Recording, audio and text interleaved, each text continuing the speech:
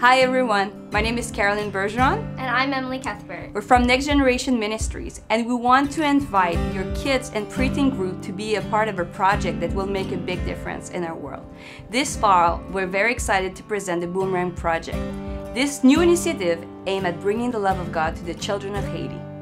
Haiti is known as one of the poorest nations in the Western Hemisphere, and after the tragic 2010 earthquake, the nation's need for food, shelter, and care has been amplified.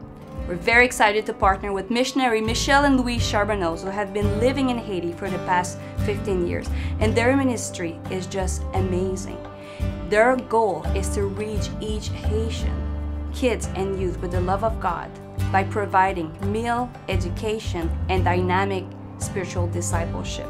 I've personally lived in Haiti for a while, and I was able to visit their ministry and work with them and revisit them even last June, and I can tell you for sure that this ministry really changed lives. So, how can you be a part of the Boomerang Project?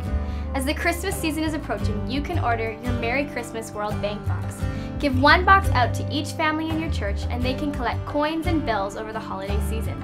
This is also a really great opportunity to involve your students and challenge them to think about others first. We would encourage them to grab a box and to ask their parents for a few less presents this Christmas and have that money donated towards the Boomerang Project. Once the holiday season is over, collect your proceeds and mail them into the Next Generation Ministries office by January 20th. The other way to be a part of the Boomerang Project is to pray for the children and people of Haiti. Our goal is to bring families together and raise $4,000, providing 10,000 meals. So to order your box or for more information, you may visit our website, nextgenerationministries.ca. Together, we can reach Haiti with the love of Jesus Christ.